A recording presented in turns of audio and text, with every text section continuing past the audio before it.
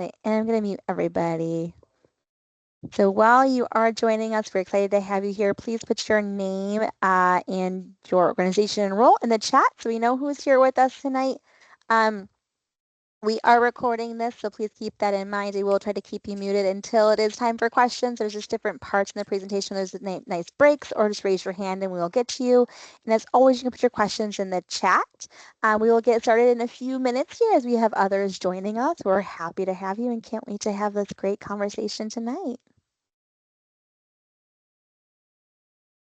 Yes, I told Angela the same thing. All the food, hopefully everyone ate or you have a snack nearby because this presentation is gorgeous, but it also makes you very hungry. This is just everyone's trigger warning right now.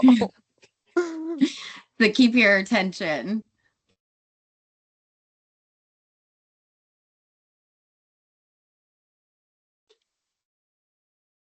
MSU, MSW student.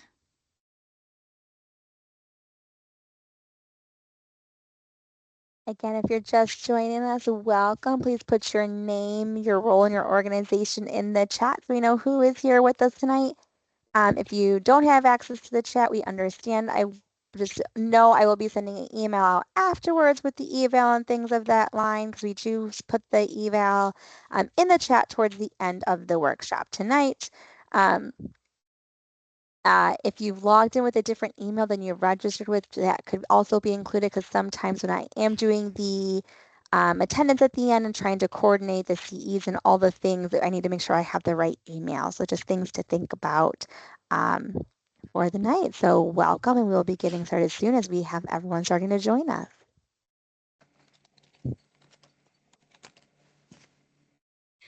I'm seeing a lot of different people coming in. Children's Village Reentry. That's so interesting. Juvenile court. Student. Access supervisor. Hi, Chris. Therapist at Eastwood Recovery Center. Like Orion High School and private practice. Okay. Into the home knowing that they have a criminal history, especially involving children, and they abuse that single parent's children, right? So not only will the partner be held accountable, but the parent is also going to be held for failure to protect those children. Okay. Hi, Marlene. Very cool. Wanda Nixon. Your name looks so familiar, Wanda. All right, everyone, just remember we are recording tonight. We're happy to have you here, and we know sometimes calls have to happen in the background, but please make sure that you are muted.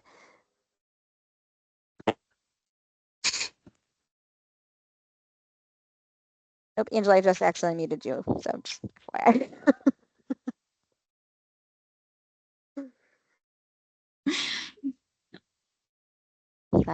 Okay, 523 District Court Probation Supervisor.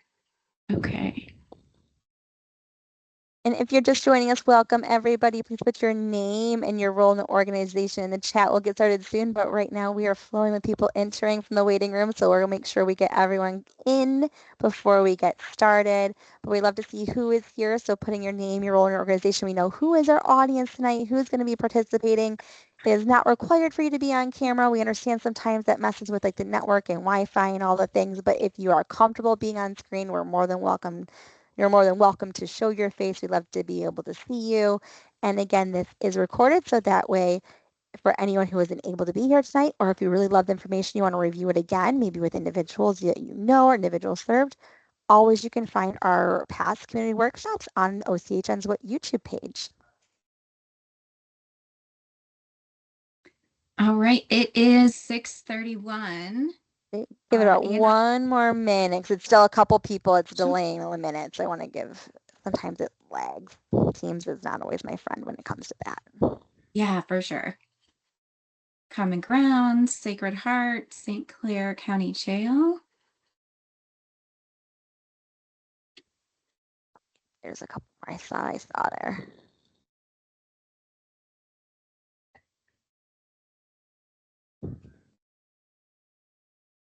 Mental health therapist.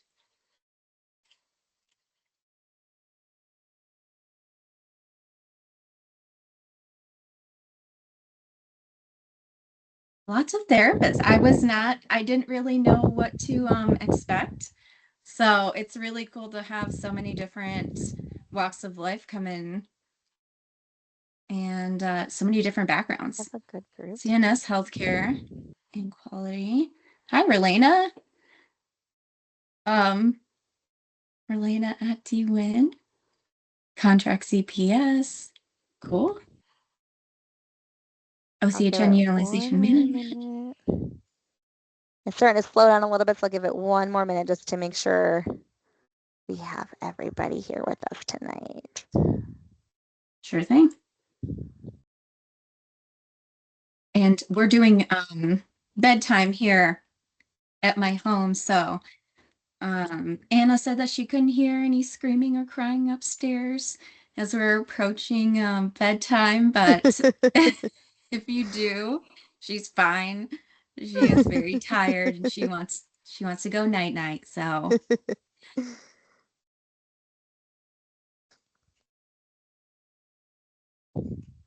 there's a couple more people on. She said the man told me if I call the police, he gonna okay. Hold on. We're muting. Okay. I said, but go on, let him have it, because you don't want no trouble.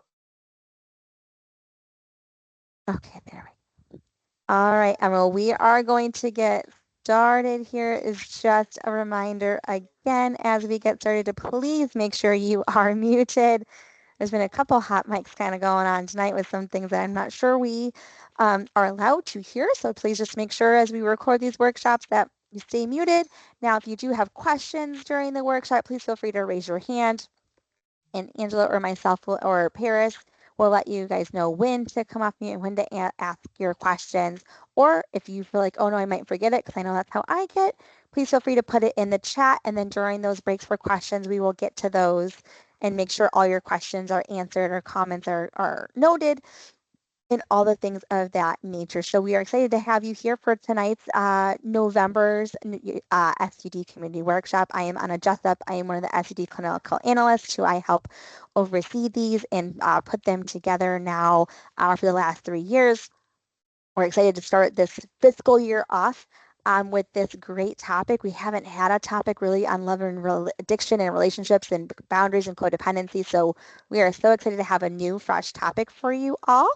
Again, if you're here for McBAP CEUs, that is at the very end, the last about 5-10 minutes or so.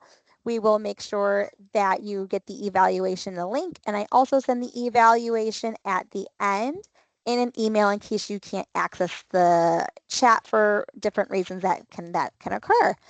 I'm trying to think if there's anything else housewarming I'm forgetting it. I can't think of anything at this time. So we will announce the other ones that are coming up at the end as well. So with that being said, I'm going to turn our training workshop over to Angela Fay, who is a peer at Hygera Health, who will be taking it away tonight. So Angela, welcome. Thank you. Thanks, Anna. I wanted to get a picture of everyone who would like to be on screen that's attending the workshop because it's something that I usually do when I'm presenting is like I'll get a big wide angle camera shot of everybody.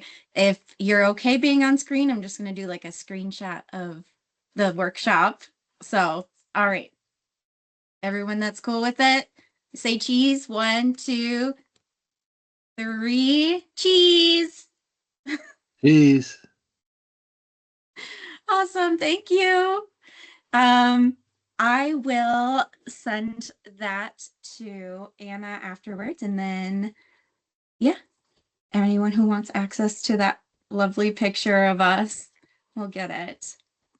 Okay. So like she said, my name is Angela. I am a person in long-term recovery from drugs, alcohol, and mental health. So for me, that means that I haven't had a drink or a drug in over 11 years, and I haven't had a mental health relapse in over 3 years. Um, my CODA recovery started February 2019. My love addiction recovery started, I just celebrated 4 years, October 28th. So what was that, 2021? October 28th. So yeah, it's been a journey. That seems like the longer I stay sober, the more programs that I find that I need or that will benefit me. I am also the peer program coordinator for Higera Health and a peer recovery coach myself. I've worked as a peer, I think about 9 years. It's easier when I have one of my counterparts here because they can remind me about how long it's been by just how long they've been in recovery. And I've been working at Higera Health as a peer and a peer recovery coach program coordinator for 7 years.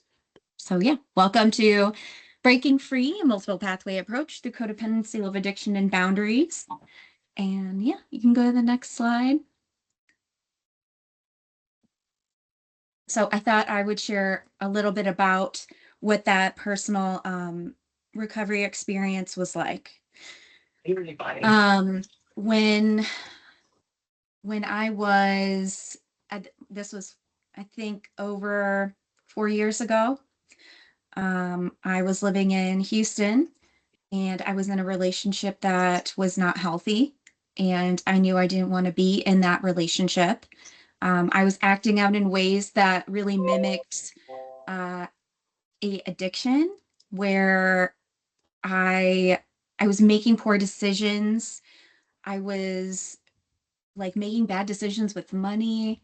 Um, I really had like these giant fluctuations with my emotional wellness, like super big highs, super big lows, and I just felt lost. And I'd always been a person that jumped from relationship to relationship. I did this thing called rain checking, where before I leave a relationship, I find another one and I sort of like start investing in that one before I move on. And that was happening again. Um, I realized how unhealthy it was, and I decided um, instead of doing that, I'm not going to do that. I broke up with my partner. I was away from home. I was in Houston.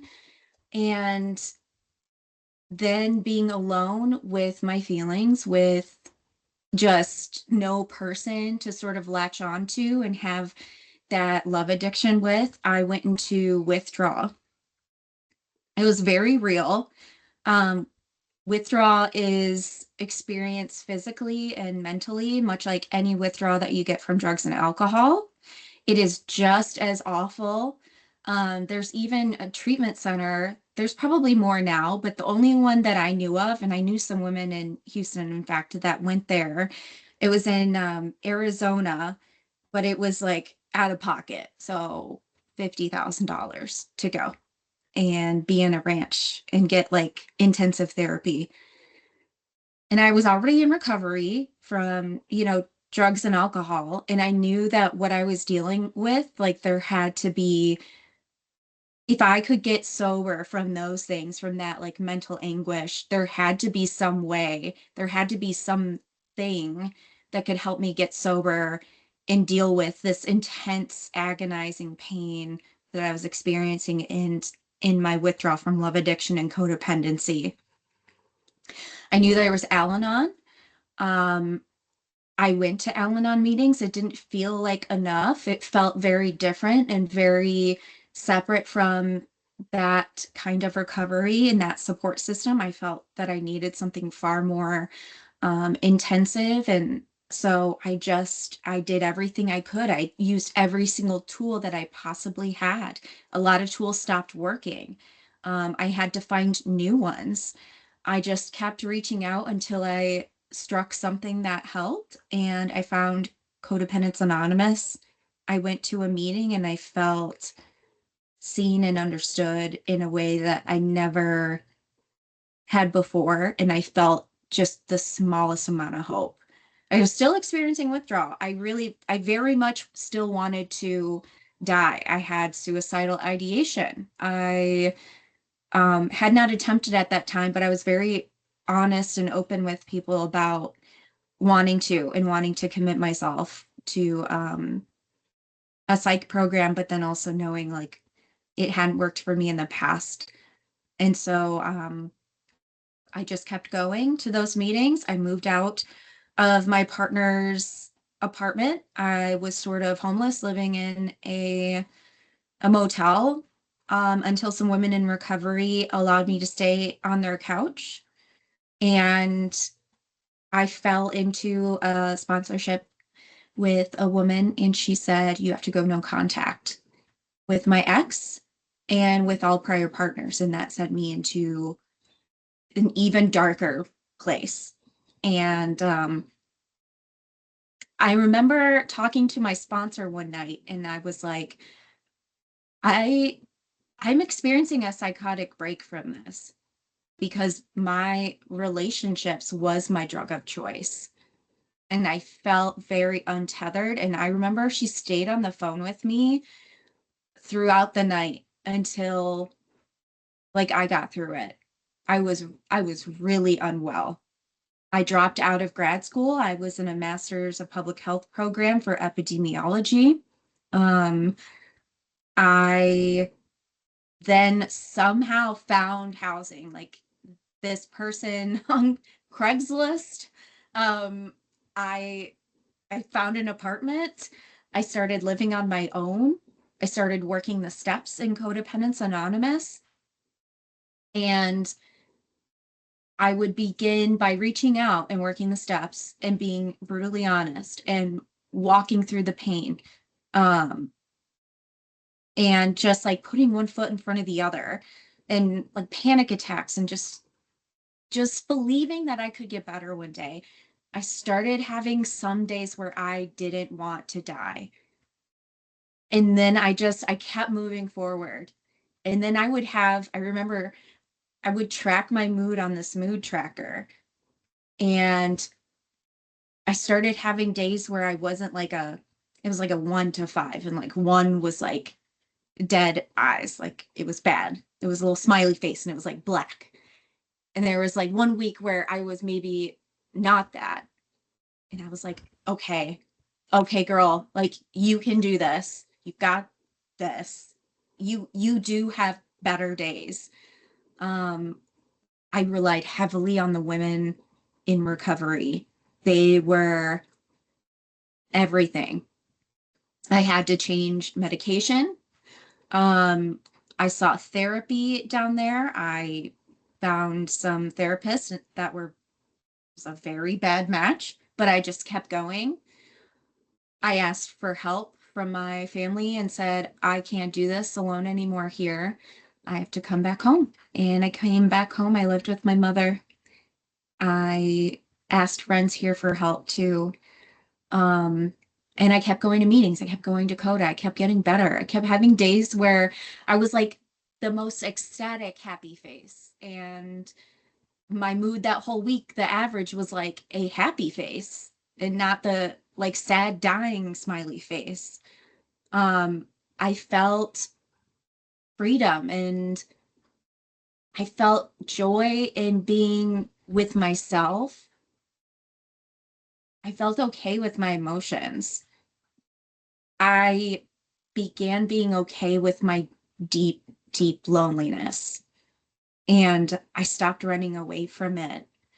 It's not that I didn't experience like pain and discomfort, but I just, by leaning on the other women in the program and my own spiritual path that I like dove into more, I really, really felt like I could be okay.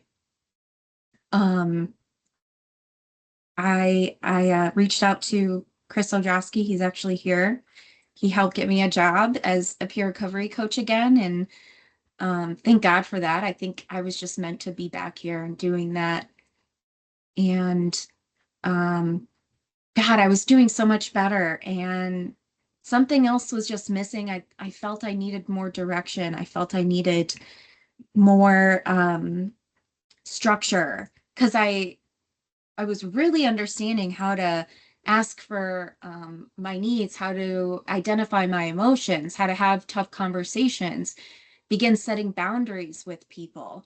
Um, I was just like basically no contact with all men, and I had no plans for dating. I was single for 3 years, and but I didn't know like what else to do beyond that. I'd like been invited to coffee dates, and then they went poorly, and I was like, I need more. Before finding Love Addicts, Sex and Love Addicts Anonymous, I did relapse, and I slept with what was pretty much a stranger. Um, but I knew that I had other friends that did that program, and I was like, fine, I'll add another program. I'll do AA, I'll do Al-Anon, I'll do CODA, and I'll do SLAA. Like whatever is going to get me on the right path. And I met my sponsor. I still have her to this day. She's incredible. Talking to her after this workshop, and there was a very different approach with that program. There are much stricter parameters. There is a guide for dating. You work the 12 steps and do so in a way that then leads you to a dating plan. And that's what I really needed. I needed very, very specific instructions for how to even have a relationship. And I needed the extra accountability. Um, so I've been in that program since, and I now am in, as healthy as one relationship can be with my partner, and we have a 16-month-old daughter, and I'm just very lucky to be here and to be alive. There were many months I didn't want to be here. I owe it a lot, all of it, in part to all the people that helped me along the way. Some of them are here on this call, and they know who they are. And so I'm hoping by sharing some of my experiences, thank you, what I've learned along the way, some of the tips that I've used in my personal life and in my professional life as a peer coach and as a supervisor, maybe you guys can learn some tools too, or at least just a couple multiple pathways to approach a love addiction, a sex addiction, a boundary crossing, codependency in your life or others' lives. It's really, really difficult. It is the hardest thing that I have gotten sober from and that I continue to work on. So yeah. With that, let's move on to our next slide. So I shared with you sort of my identifiers for codependency. This comes from the book Codependent No More and some of my input. While we're looking at characteristics of codependency, I also just want to keep in mind there's two sides to the coin. So in Coda, you work the book and you honor those sides of you that are, because it's all in good intentions. It was developed out of my own childhood trauma, neglect, survival skills to deal with that and get my needs met. The good parts are the attentiveness to other people's emotions, the capacity for empathy and compassion. They aren't just negative things. They are things that suited us in childhood, most likely, in order to get needs met. And so for me, it was really important and still is to like make peace with those things because they still come out. I'm still codependent. I just have a recovery program that helps me function somewhat normally. So when I feel little Angela like clawing her way up, needing to be understood, I also honor like I get that you're good at protecting me, or you're assertive in making sure people understand you. Or another really good attribute of codependency will be like advocacy. You know, I'm a fierce advocate. Sometimes it gets me into trouble. And that part of me that like can get into trouble is the codependency, but it doesn't mean I dismiss those positive attributes about Angela and where I came from. So things like poor boundaries, difficulty saying no. I always felt like the martyr, um, the person who, well, if I don't do it, who's going to? And then it leaves a chip on my shoulder, like the world owes me something now that I've agreed to do this for you. My sponsor always says, like, if it's not for fun or for free, you don't do it. So I have to really like be mindful about why I'm agreeing to do something.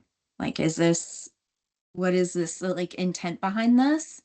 Um, can I just show up and be of service when I'm doing this thing? Or do I need to like ride it in my white horse and save the day? You know, it's gonna lead to it's gonna harm me, probably other people, but mostly me. Can anyone else think of like things that maybe define codependency or what they experience or know to be codependency? It's okay if not. We have 11 other slides to discuss things, but um, yeah, you can just go ahead and shout things out if you like. I'm currently dealing actually with trying to find my boundaries with my son and his mental health issues. It's just amazing how much stress it takes on me. I'm putting on myself, or the situation puts on me, and I know the codependent aspect of it adds tremendously. Right. Yeah. I can feel it's hard with family stuff. I feel the weight of maybe even my daughter's emotions um intensely. And I use my support system to balance that out because it's really, really difficult. Sure is. Thank you for sharing. There were some comments, I think. Mm-hmm. In the chat, we have one that says relying on others' input to make decisions. Yeah, that's a good one. I'm sorry, go ahead. No, I'm just agreeing. Like, yeah. Having boundary issues. And then the last one was feeling like the doormat and then regretting that feeling the doormat and then regretting that you let it happen. Right. Yeah, yeah. I would say things, and I can still get into this, that invite criticism. And I always thought that was interesting. I was like, oh man, that's sneaky. Like, where did I learn that? Self-deprecating stuff. So yeah. Mm-hmm. I also would, yes, the opinions of others way heavier than my own opinions of myself, waiting for others' approval to do or say anything. And then it's like exhausting. It's an exhausting life to live that way. All right, let's move on. So this was the book. There's lots of resources on codependency, love addiction, sex addiction, relationship. There's Emotions Anonymous. There's just so many kinds of recovery books. There's so many different types of recovery pathways and like things to recover from. This is just one of those books. It's one of the first books that I remember seeing and hearing about this thing called codependency. And she talks about attachment theories. There's the love addict, and then there's like this love avoidant. And I was staying with a friend, and she gave me this book, and I felt so called out, and I kept identifying. Um, and so, yeah, and man, that was so many years ago. It still has a lot of really good points in it, about the self-care and boundaries, how they're interrelated. Self-esteem and boundaries is so interrelated. It feels like working on self-care and is like the antithesis to those poor boundaries. Like I need to work on this one over here in order to like build on and firming up my own boundaries and feeling comfortable in my boundaries. And that how strongly self-esteem is like tied into a lot of the caretaking behaviors that I have, is that my self-esteem or my self-worth is just inherently tied to how well someone else is doing in my life or how happy they are, especially with a romantic partner. She does discuss at length about the spiritual like solution, and in my opinion you don't need that. It is just part of my story. But when we'll get into more of the other multiple pathways later on, you don't need it to recover. There are many tools that I used along the way that had nothing to do with like a spiritual component, to like practical things to literally kind of reprogram my brain to talk to myself differently and better, that are more CBT, DBT type ilk things. So yeah. Has anyone read this book or heard of it before? Show of hands. No? Okay. Oh, you have? Yeah. She's got a series of books. Yeah. Have you read it? Someone came on and then they disappeared.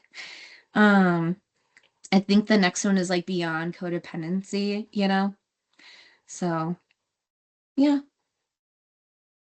it's a maybe not so gentle introduction to codependency. She really like puts it in your face and you're like, wow, great. But I needed to have that identification, I think. Yeah. Any thoughts on this and like self-responsibility and the linking between codependency and self-care, self-esteem?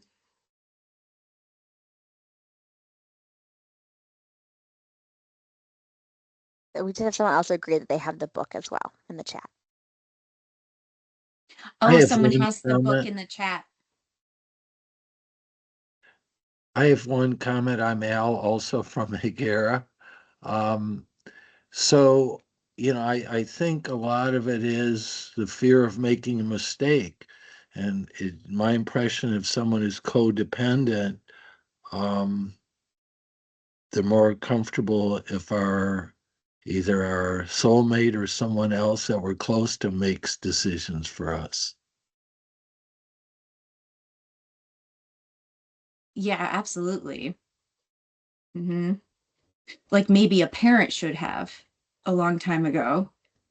And now as adults, we want that in others. And when we make decisions, we take risks. We wish we could always make the right decision, but that's not always the case.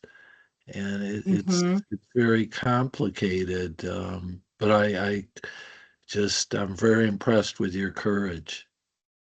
Thank you. I You're saw welcome. this was, I appreciate it. I appreciate everyone's sharing too and being vulnerable about their personal experience with codependency. And I saw it was a topic of interest in that long Excel sheet that Anna shared with me. And I was like, I, I know that stuff. I've lived that. Yeah, I go guess the ahead, other Emma. comment, the other comment in life, we all go through our ups and downs. What was the turning point for you that got you on the right path? Oh, for me personally, Yeah. the pain of withdrawal, being in um being in withdrawal from love addiction was so painful. I had, you know, I felt if I didn't do anything else, it was like either death or there has to be something else, some recovery. So, yeah, Emma.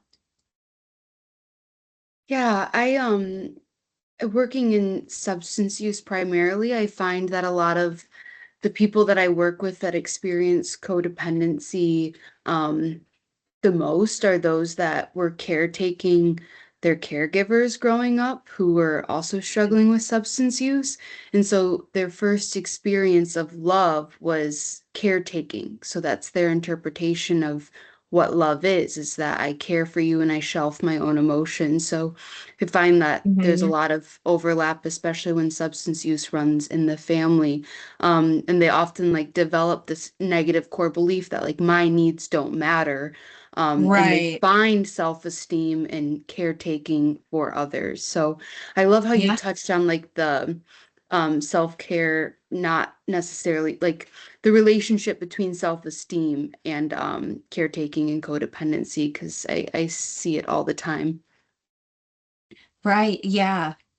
Um, I truly believe a lot of this stuff gets developed very early on before we even understand what's happening. It's just our brain's way of keeping us alive. And, your brain's really smart. And when the world doesn't make sense when you're really young, it develops these strange ways to get your needs met or to have you think your needs are getting met. Um, so you develop those strategies like, oh, if I be the best daughter for mom, like the best little girl, then that means I'm good, and I'm good, that means my parents love me and they'll take care of me and I won't die. Like the simplicity of a child's mind is like really just, it just needs to know like it's gonna be okay, and so it'll like find these weird workarounds. And I I I feel that as an adult, I'm like, I can really identify where these things started getting twisted in my brain, but it was natural, of course. My brain is just there to help me. So, anyone else?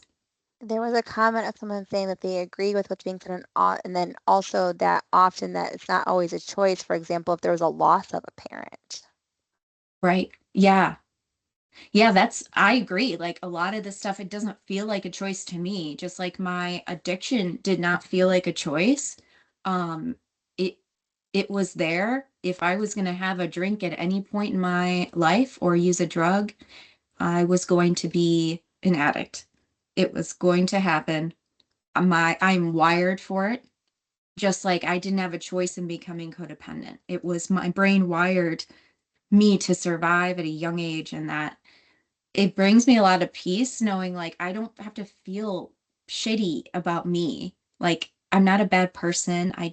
It's not that I'm doing bad things. It's I was prepped and primed and, you know, from such a young age that uh yeah, I got here without much consent.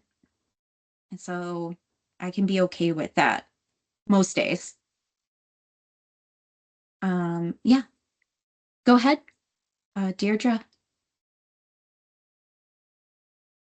Sorry, I couldn't get off mute. Do you think there is a sense of being like emotionally stunted when it comes to codependency? That idea of like not fully formulating those emotions like from younger, because a lot of times like with young girls, that idea of being a teenager and looking for love, you know, just kind of everywhere, that kind of stunted in this fairy tale of love. Yeah, maybe. I can just speak to me, like, my drug of choice is love and affection. So I get really high from attention, especially attention from men.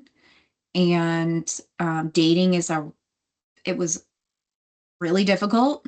Uh, I didn't like it. I felt high. I think there's something strange, like wired with that, with having specifically love addiction. So yeah, maybe. Or using drugs at an early age can make things strange where the prefrontal cortex isn't really developing the way that it should. And those complex relationships, impulse control, emotion regulation is getting disrupted. And it takes a longer time to develop those skills, and sometimes not at all unless you're working on it. So yeah, I think anything's possible. Self-identification seems to be like the best way to begin that journey of deciding, is this something I need to work on or want to, and um, getting help. All right, let's move on to the next one. So love addiction and codependency, can be really similar. I think they share a lot of similarities. I'm not the expert, but in like um, the main connecting points are the emotional dependency, um, the intense emotional fix, maybe, or like we had discussed earlier, other people's emotions sort of impacting us in a really deep way. And the fear of abandonment seems to be really key. So they can be, intermingled in there.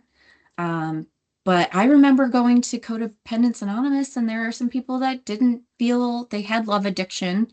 I seem to have both. I'm like a triple winner. So there are certain aspects that in those specific programs and in other kinds of programs like Smart Recovery, Celebrate Recovery, they have different identifiers for what maybe is considered uh, love addiction or codependency, things like that. Also, with love addiction and codependency is the tendency to experience burnout and secondary trauma much easier. We also discussed earlier, like trying to always find the right words to make the conversation go a certain way is something I see run through both codependency and love addiction. It's like a technique to have outcomes, certain outcomes, right? If I say ABC at this time after I cook dinner and I wear the, you know what I'm saying? Like, then I'll get this outcome that I want. Um, and then another more specific one is remaining in harmful situations and harmful people longer than we need to is often a hallmark. And the examples coming from the blue book is the Codependence Anonymous book is the caretaking. The communication issues and obsessions are the big characteristics. There's many, many more. These are just some that I pulled that felt really relevant to both love addiction and codependency. But I can't remember how many grouped categories there are in the book. And then underneath that, there's many examples of the different ways that can manifest, like how communication problems can manifest in your own life and identifying that with your own codependency. Marlene said something that I can't read the whole thing, one second. That she was pushed into SUD at a young age and I wish I could go back and change things. However, I think this is part of my life. It made me a better me. I was a caregiver at an age as well because my mother history of drugs, and then the loss of my mom and grandmother. Drugs was a way to run and be numb. I ran to men for hope of love. Mhm. Yeah, absolutely. It can be like for me, it is my solution of all solutions. So when drugs and alcohol really weren't working, this was my solution, was to find that in other people. So yeah, thanks, Marlene. Let's go to the next slide.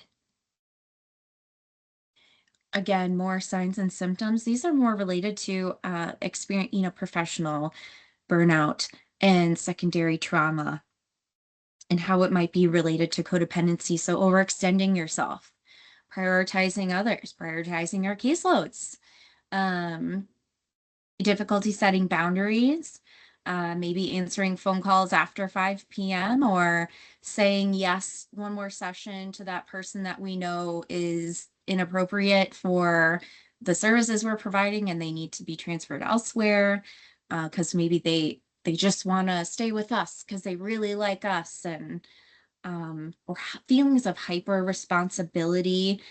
I think in the peer world that happens a lot, um, that we can be responsible for their recovery or their relapse, which is not true. We can't take responsibility for either.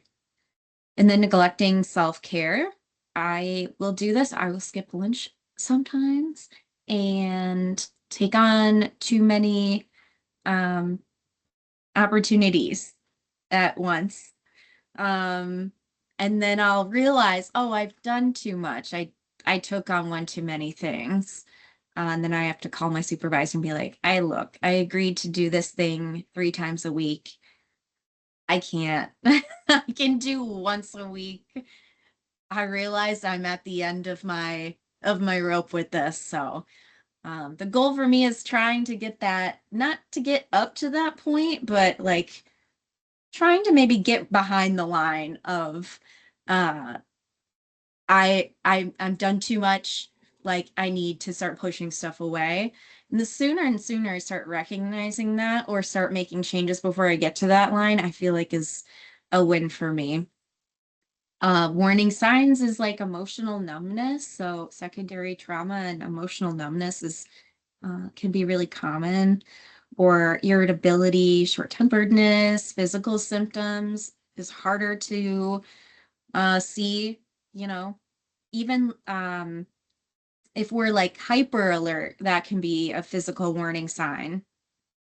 Any other ones that you guys, I mean, you know best of everybody, warning signs that you feel like maybe boundaries are getting crossed or there's some like burnout is coming and it maybe it's related to overstepping. Oh, we have Kara. I notice that if I'm feeling like a doom before I'm supposed to meet with a certain client, not like maybe that's not the right word, but like you're dreading this appointment, like Yeah, that's a good indicator for me that I need to look at what's making me feel that way and set some boundaries with that person, or try to yeah, figure out like why I'm getting burnt out with this person and reevaluate and come back to it maybe. yeah, yeah. Like your body is telling you something. So it's a time to like stop and be like, what is it telling me? It's valid, whatever's going on. Just what is that? Someone else said feeling restless. And I can, if you want, it makes it easier. You can just scroll up. yeah, go ahead. Someone else said some of the best advice they received working in the field is I take no credit when my clients do well, and I take no blame when they don't. Yep. So we love to take that credit. And then we were like, no, no, no. So that's an awesome one. Right. Oops. Not that Yep, one though. yep. Not that one. Not that one. And then there's a question we have here which says, how do you think codependency shows up in different insecure attachment styles, either anxious, avoidant, fearful, avoidant, disorganized, or do you believe it's exclusive or more common in one type? I don't know. That's a good question. It's a very, I'm maybe not as clinically tuned. Think you can be a love avoidant and then like a love addict. So you can be the one that is constantly wanting space, from others, but doesn't actually want to be alone. And then the other type is like really, really wanting to be all up in the other person's business and everyday life. But they're all kind of driven out of fear of abandonment. It's just Melody Beattie talks about it a little bit in her book. Like, I think she does actually make the connection to the different attachment types. And then some people can be both. There's times where I'm more love avoidant, and then other times where I'm more of like love addict, or I feel that I want to push away, or I'm wanting to maybe pull someone in, or I've heard that shared at other recovery meetings that people thought they were a love avoidant, and then they got into a specific kind of relationship, and the other person was a love avoidant, and it turned out that they became the opposite. Like they were constantly reaching out and trying to pull that person in, and they felt the other side of the coin. Uh, just as terrible. But the fear of abandonment seems to be at the crux of both of them, you know. All right, let's go on to the next one. Really quick, they said, thank you for your vulnerable answer. Sorry if the question was confusing. I was just interested in your thoughts on it. Very insightful take. Yeah, you're welcome. All right, boundaries. The importance of healthy boundaries. Let's go to the next slide. So what do we do about it? Different kinds of maintaining boundaries. There's external, hey, don't, this is my side of the lawn, that's yours. There's the fence. Don't cross the fence, right? There's internal, which is like, I know that I'm not going to cross over into so-and-so's lawn, even though there's not like a fence there. And there's professional, which is like, we don't walk into other people's property because we work at ABC company. So it's a lot easier, I feel like, professional boundaries because they can be a lot more black and white. Love those. I love when we deal in black and white stuff. A lot of peer coaching doesn't exist in that though. So just to like jump this off, I thought we could watch a couple videos. One of them is the professional boundaries for caregivers, and it's just a clip. So if you want to watch the full length video on YouTube, it is up for free.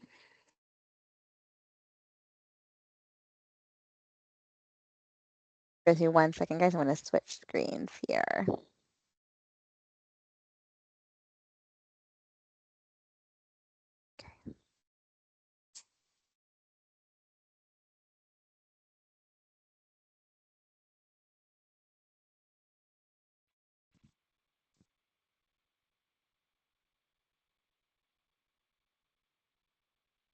So why do we need boundaries? Boundaries provide limits so that we have a safe connection between ourselves and our clients.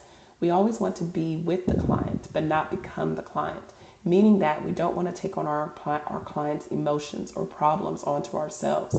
This will often cause burnout and stress with caregivers. We always want our clients to respect our time, so keeping professional boundaries and communicating with them honestly will keep that established in that relationship between us. We always want to make sure that our relationship with our client is helpful and not overwhelming. If you look at the diagram below, you will see that there is one side that has an overwhelmed, over-involved caregiver and another side that has an under-involved caregiver.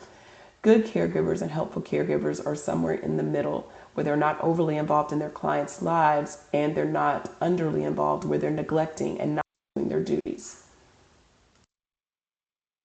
So why do we need boundaries? Thank you. So I thought this would be a good clip for us. And then the other clip would be, you know, if we're wanting to break it down even simpler into simpler terms.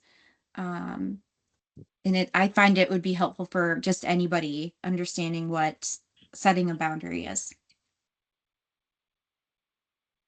Imagine you created a beautiful garden, but you notice people walking through the grass, littering, or even picking the flowers you've grown. So you put up a fence to mark what is your space, and you now decide who can come in through the gate. This is how we would protect our garden, and is also how we should protect ourselves, by setting boundaries. Boundaries are limits we set for ourselves within relationships, be they romantic, professional, friends, or family. You want to clearly see where you end and someone else begins. I describe boundaries like a roadmap of me showing you how best to have a relationship with me. It is me clearly expressing and communicating my values and preferences because I want you in my life. Some examples of boundaries are physical boundaries, what you are comfortable with in terms of your own space and your own body. Emotional boundaries, what you are comfortable with sharing and what you would like to keep private.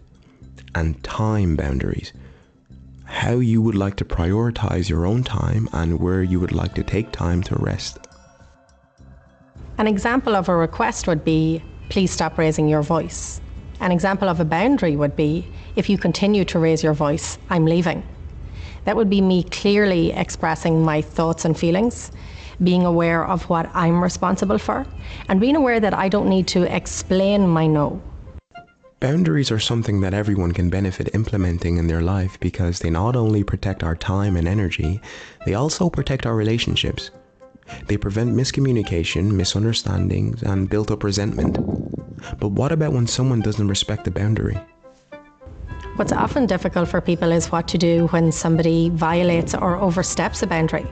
And if we use the earlier example that if somebody was to raise their voice at me, I am responsible for protecting myself. A lot of people fall into rescuing or fixing the other person, whereas that is up to me to protect myself. And if you continue to raise your voice at me, I leave. If you feel like you need support, please contact your local mental health services.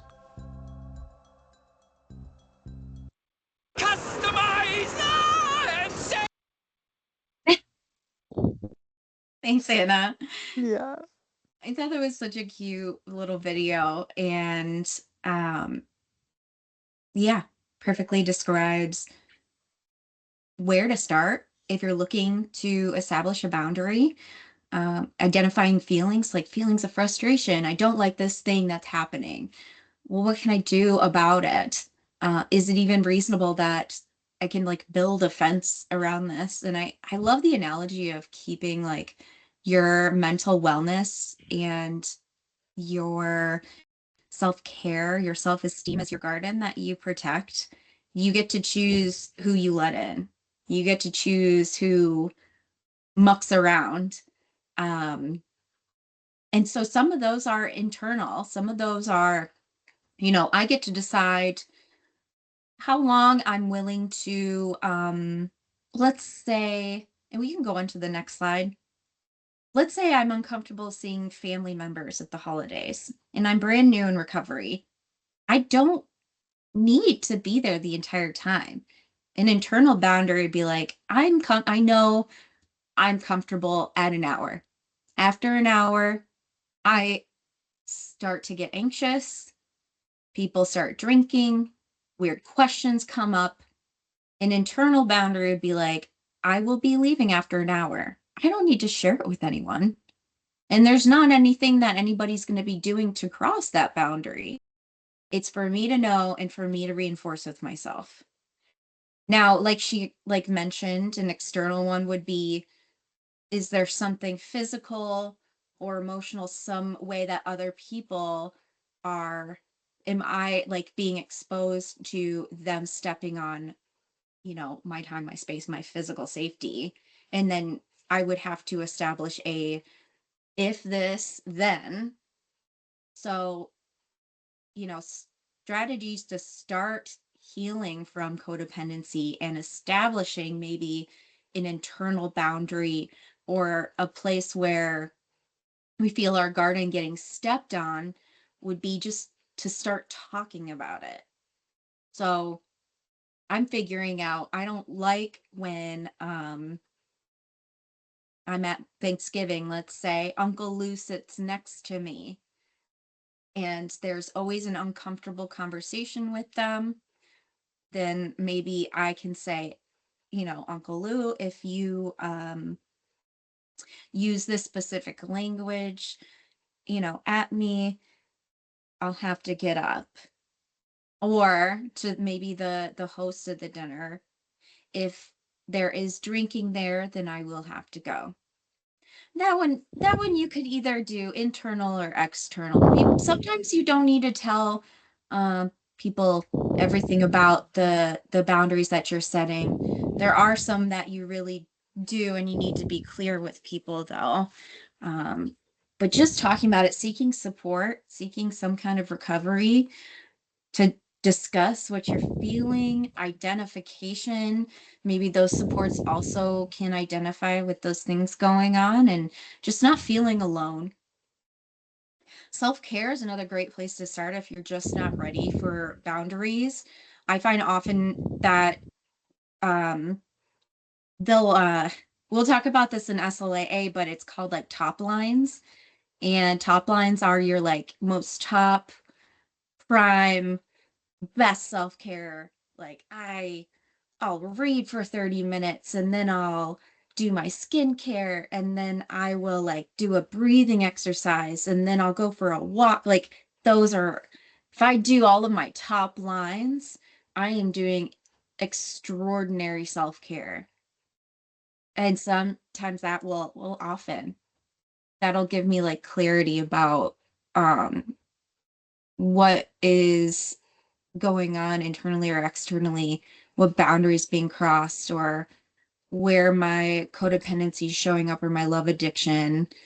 It'll give me the power and the wellness, you know, to feel like rested and okay to deal with it or to look at it.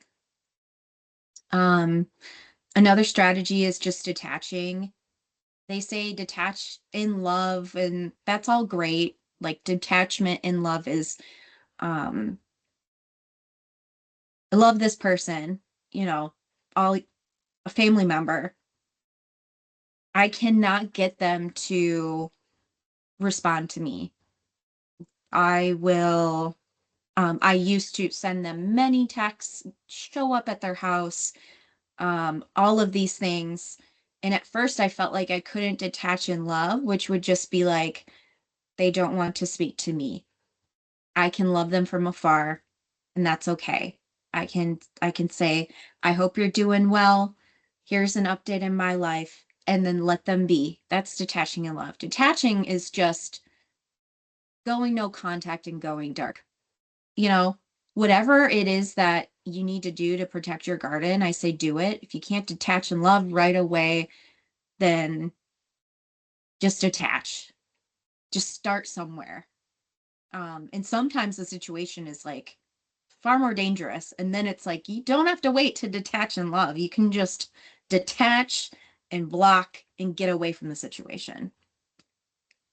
And then exploring how to set boundaries, you know, doing that with a trusted fellow, journaling, going to a meeting, watching a seminar, reading a book, any of those things. All right, let's go to the next one. I love that one too. Yeah, self-care isn't selfish, you know, because then it's not self-care. So there are some more specific strategies that specific recovery pathways use. Bottom line work and middle line work is something that we use in SLAA. So bottom lines are things I don't cross. And if they occur in my life, I consider that a relapse. Middle lines are things that, so getting really clear about what those are and discussing that with a sponsor is good. So I stay grounded in reality and don't make them too hard. You know, like to say a bottom line is to never think about a specific person. I would be breaking it all the time. Middle lines are things that are like warning signs. So if you think about the top lines are Angela's best self-care, the greatest hits of like me being well. Middle lines are, I haven't, been eating 3 meals a day, or I haven't been calling all my supports this week. I maybe sit in my car for a little bit too long before walking in, or I've been running late to work more often. Those are warning signs that I'm about to, like, I need to start bumping up, practicing those top lines. I might be heading for bottom line. Yeah, thanks, Chris. I was going to talk about smart tools. And please share more. I want this to be interactive, so you guys share your tools if I mention things that have resonated with you. Yeah, I have a quick comment. So I guess for me, what turned around my life where I got a rude awakening probably 30 years ago, I got some chest pains, and my doctor had been saying for a couple of years, you need to take cholesterol medicine. And I got heavier. I got up to almost 210. I'd be climbing up the stairs and I would be out of breath. And I was grateful that I didn't get a heart attack like a typical man. I got chest pains after I cut the lawn and just said, oh, it's indigestion. And then the next day I said, I better see the doctor. So I had to have a stent put in, and I reluctantly agreed to take cholesterol medicine. And that, in terms of self care, that made a huge difference because now my cholesterol, instead of 300, averages about 140. And I bought a treadmill because the doctor said you got to exercise.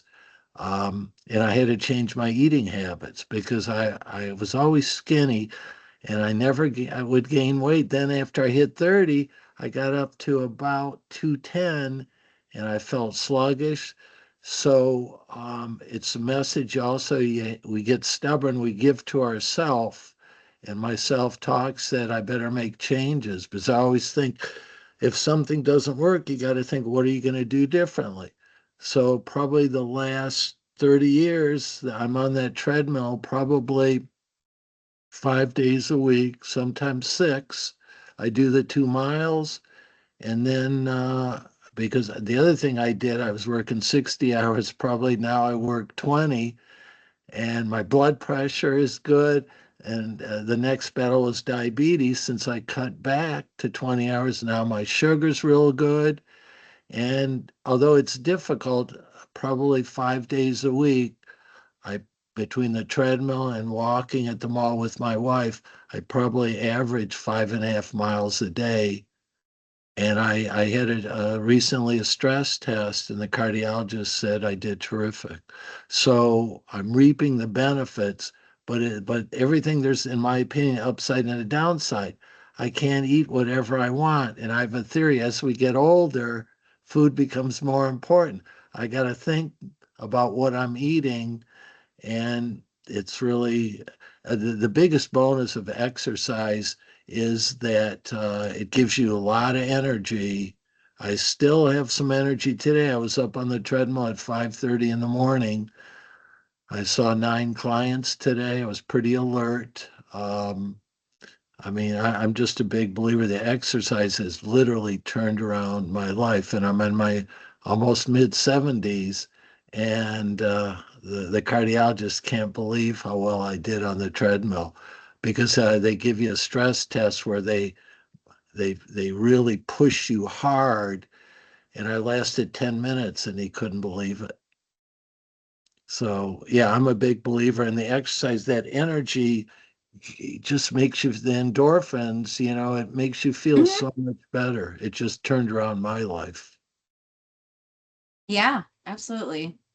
exercise is like a huge self-care tool that I use. It's for the same reason, endorphins, baby.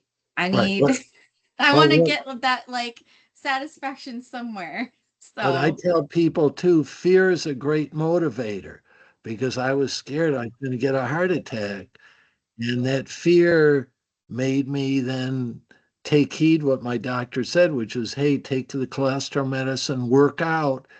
And it saved my life basically. um, so first Chris and then Emma. Chris, did you want to share your experience in using ABC and Smart? I was thinking of a different tool, but Hi, can you hear me okay? yeah. All right. I I remember having this discussion when I facilitated Smart Recovery a long time ago now, but when I did run a Smart Recovery meeting, we were working on the ABC, actually ABCDE tool, but ABC for short. And I'll put smartrecovery.org in the chat just so you guys can go check it out yourself. But it helps with decision making. And we had like a lot of conversations, especially around this time of year, with a lot of people that were in early recovery trying to figure out what they were going to do for the holidays. And we were going over like the drunk uncle scenarios and this and a lot of people talked about their parents being very passive aggressive but yet somewhat supportive. I mean, it was all these different scenarios. And someone rose their hand and they're like, do we even need to go? And I was like, well, yeah, I guess that's an option too. I guess and then that would be the F, as in, well, I don't want to say that, but A, B, C, D, E, F, which is forget it. Maybe don't go this year. And that is really difficult for people to set those types of boundaries. Right. But it's worth having those discussions, especially for anyone in early recovery from anything, any substance or behavior. And I'm glad you mentioned Smart, Miss Faye, because it is a great tool in general for any substance or behavior, including the issues that we're talking about today. Thank you. Yeah, thanks, Chris. Yeah, it absolutely is. I think I remember us doing the quadrants. That worksheet is for decision making, and it was like balancing out these kinds of decisions, like worst case, best case, and using real tools. I think when you're talking about these abstract ideas, it can be really hard for people to get pen to paper and go like, I don't know, everything feels like a mess. And just giving it some place to start, having a structure like how Smart Recovery is set up to do with specific tools and like a facilitator, it's very helpful. There's a lot of that too in SLAA. Like there's all of these little pamphlets and we do like workshops. And I needed that very specific instruction, like how they do that in Smart and SLAA when you do pamphlet work on the setting bottom lines, middle lines, and top lines. Getting specific examples and hearing other people's feedback it's so helpful for organizing my brain around these topics when there was like no frame of reference for me at the time. It was just like, I don't know, my life's insane. I'm addicted to seeing this person. I can't stop. I have no idea what to do. Um, Emma is some examples of bottom lines for SLAA. One would be like, I don't call guys, even guy friends after 11. I don't text guy friends after 11 p.m. I don't go on dating websites. I don't stalk my exes on Facebook. I don't call my ex. I don't text my exes, any of them. Or I don't date without having a dating plan. I don't, like, or I don't hang out with new guys that I meet alone. or I don't hang out with any guy friends alone, or I don't hang out with guys alone without talking to my sponsor first and having a plan set up. There's this thing in SLAA, it's probably in other programs too. I think it's just called different things. It's called bookending. And so you set up a plan with a trusted support. You go, hey, I'm going to check in with you before I do this thing. So usually hanging out with someone new, or maybe doing an activity in a neighborhood where you might run into your ex, or you might run into like a codependent partnership person you're not wanting to see. And then I'll check in with you right after. And the time before, we're going to identify what I'm going to do, why I'm going to do it, what my self-care strategies are going to be, what my exit strategy is going to be. And then my after bookend is going to be at a specific time. There's a 5-minute window. If I miss it, then something bad's happened. But I'm accountable to both the beginning and the end. And then we check in about all of those things that we listed at the beginning. There are other examples of strategies that, like, I went to a Celebrate Recovery meeting and they have these individual table discussions afterwards where you like breakout rooms. And there was like anger management, finances, the healthy relationships. And I was like, that one. And they do a lot of like relating and sharing. I didn't get really deep into specific strategies that they use, but I liked one of them though. That was you would put like a behavior you want to stop doing, or maybe you crossed a bottom line.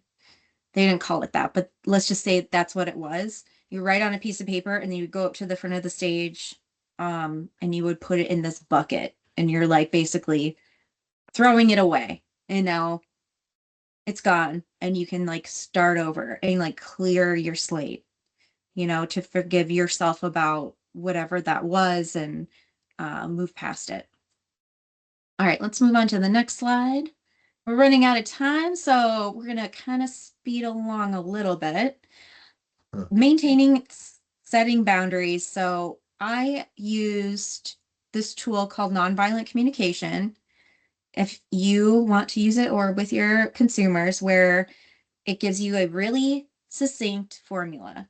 You use I statements, you identify how you're feeling. No, first you observe, like, I saw you didn't take out the trash. You say I statements. I feel upset when the trash was not taken out, like how you agreed to earlier. And then there's a request. In the future, would you be willing to take out the trash? Or there's other ways, like other examples that they use for identifying an emotion, and like doing the scary thing, which is saying like, I have a need, right? It also emphasizes on how to identify an emotion. My sponsor would always go, it was so frustrating. I loved her, but I would go, I feel disrespected, because that was always my thing. And I still can feel that. But she'd go, well, what does that feel like? And I go, what do you mean? It feels like being disrespected. Like, it sucks. She's like, well, what does that feel like? And so she would keep asking me, like, what's that feel like? What's that? Until I would be like, I feel hurt. I feel sad. I feel angry. She's like, that's a feeling. Disrespected is a thought. And when you're using a thought to do these I statements, what can happen is you can get lost in that defensiveness, and the other person going, well, I didn't disrespect you. Because you can't argue a feeling, is what she would say. Be as clear and direct as possible, and practice with safe people is a great place to start. And I always ask, what are you willing to defend right now? Internal boundaries are probably the easier places to start, because I can defend my internal boundaries because I'm just talking to myself. It's harder if this is the boundary. Am I willing now, like in the video, if they break it, if they cross it, I have to be willing to reinforce it. So I have to be willing to follow through on my part if I'm setting a boundary. I can't just say, like, don't cuss at me or I'm going to leave. And then they cuss at me and I stay there. And then the boundary's worth nothing. All right, let's go to the next slide. Some more resources and support. ACOA is another one, very similar to Al-Anon and Codependence Anonymous. There's other books. There's totally different approaches. There's meditation, there's recovery dharma, there's holistic approaches where maybe you want to do like deep trauma work and deal with where that started. Doing that through like acupressure and therapy and getting a trauma-informed clinician, changing your medication, like all of those things all at once to really get at the root of where it's coming from. You can get a mentor, sponsor, just a safe person to talk to. You don't need a sponsor to work any of the steps in the programs I'm talking about. Getting supports, can help. And often, like, there'll be workshops and groups that you can go to where everyone is sort of holding each other accountable. And they're like these accountability phone lists that you can get access to where everyone is like a pseudo sponsor to each other. So it doesn't feel like pressure that you have to have this one person or find the right sponsor. Fellowshipping is also extremely useful. I think I used hiking and running and just being with women in recovery that understood and could relate to my addiction was really healing and supportive. And then, yeah, sharing your story and helping someone else through the process can be its own journey, volunteering and helping somebody else out can be a good way to hold yourself accountable to the stuff that you're working on. If you're taking care of yourself, or if you're not taking care of yourself, it will definitely show up if you're then not available to volunteer or help that other person you had promised that you were going to help. Just being cautious about that, not falling into the old codependency trap, though. And then next slide. This is more of those multiple pathways to recovery from codependency, love addiction. There are many, many more that are not listed here. These are just some of the most basic ones that are a little bit easier to access and a little bit about what they do, but you can just search online for those words and yeah. There's even Sober Faction was this recovery pathway that I went to a couple years ago. And did I list it on here? I don't know. I don't think I see it. That makes me, oh no, I didn't. I missed it. Anyways, it is the Satanic Temple. It's called Sober Faction as their recovery pathway, but they bring in speakers that are really knowledgeable about love addiction and codependency and building healthy relationships. And I like randomly chose this one night to go to one of their meetings. And they had a speaker about codependency and healing from those harmful relationships. And their program is like non-spiritual. It believes like you are in charge of your own healing and destination. And it was super empowering and it was so unexpected. So like try what's out there. If something isn't working for you, just ditch it, do something else, or keep the pieces that work and then add another program. Like it can be holistic. It doesn't need to be like just do this one thing. Or Angela talked about SLAA and that doesn't work for me. Like I have no idea what will work for people. But yeah, I want to make sure I leave enough time for you guys for any final thoughts and anything. Any feedback you have for me or personal experiences, things with consumers maybe? takeaways? We have a couple minutes, so feel free to come off mute now and you can ask your questions, comments, or anything along those lines. Shreed, I see your hand.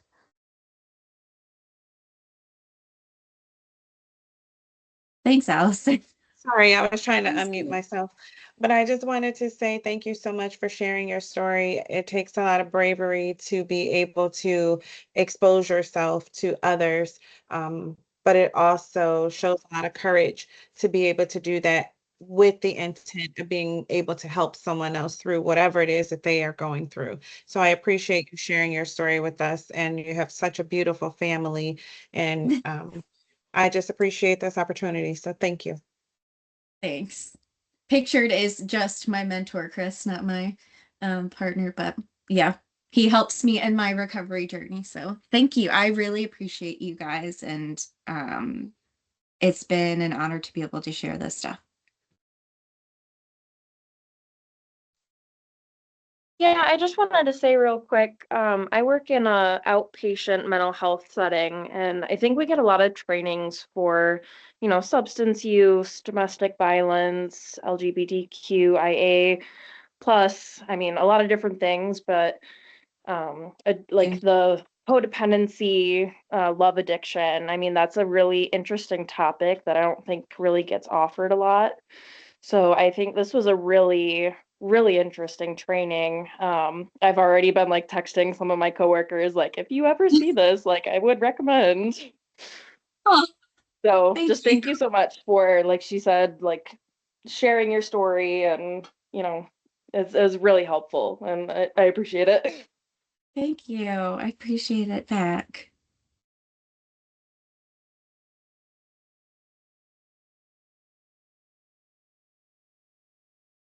And if you guys do have any follow-up questions or anything about the resources, the nonviolent communication stuff, feel free to email me. That is my work email. It's the best way to get a hold of me. So yeah. Or you can text that phone number too. I have a really quick question. In the beginning, I think you called it rain checking. Okay, is that the correct word to describe what you were talking about, like setting up a new relationship before you end another? I just had never heard that. I wanted to make sure I had the vocabulary correct. Yeah, it's like this cute way of being like, I'm developing a romantic, I'm basically like planting seeds over here so that I can distance myself from this person over here. So I'm never like alone. So I have a backup person, you know? Thank you. And thank you so much for the presentation. Yeah, you're welcome. Thank you, Holly. You guys have been great on this evening. I know it's a wicked time to do a training, like right around bedtime for the kids and dinner time and all that stuff. We appreciate you. I appreciate you guys back. All right, and I know you can see all the thank yous and the thanks for being vulnerable. There's many, many, many comments that have been like that throughout the training.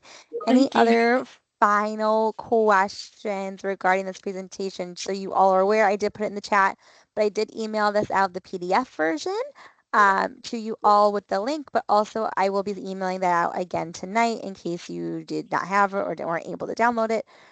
So you will be able to have the list of resources that Angela shared, her email, and the number there if there are any other follow-up calls. The other part is that since everyone said this was so great, the great thing is that we do record it. I'm sorry, I heard there was some feedback from my mic goes off on its own, so I apologize if you guys heard feedback from my mic because it literally has a mind of its own lately, and I don't know what to do about that. I can't figure out what it does without no one touching it. It's kind of haunted. It's kind of creepy. But with that being said, all of our SUD presentations, past, present, and future, are recorded and put on our OCHN YouTube page. So if you do want to watch this again, if you do want to share it with someone, as I saw people are saying, this is not only great professionally, but personally, that you are able to access this information again. And as always, reach out to Angela too. And I'm about to put the survey in the chat. I will be doing that. I just want to make sure that there were no more final questions. All right, so I'm going to put the link in the chat right now for you all. This is for the McBAP credits. Please note that there is an additional line there that does say social work. That's only because some of these moving forward in the year do have social work attached to it. I can't remove that line. So for this workshop, it is not applicable. It is McBAP only. But please make sure you complete the eval along with the email address at the end where you want the certificate to go. Please make sure you complete that. Give our training department 7 to 10 business days to review the attendance list. If you aren't looking for credits, we always appreciate the feedback that you have. So it would be nice, but you don't have to complete that if you don't want to. The last thing we will share is December. We do not have a workshop. We know what the holiday schedules, it is that sick time of year and all the things. We don't do one in December, but we will be starting back up again in January.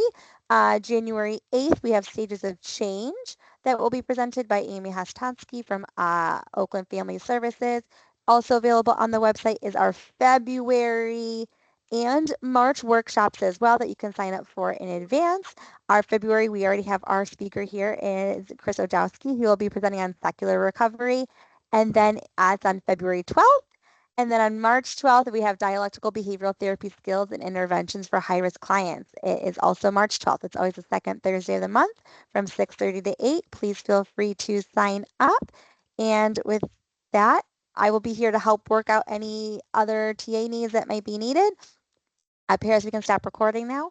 And if not, when you're done with the eval, you can log off. And you guys have a great night. Thank you for being here. Thank you to Angela for your great presentation. Thank you. You notice people walking through the 3,500 came here to 10,000.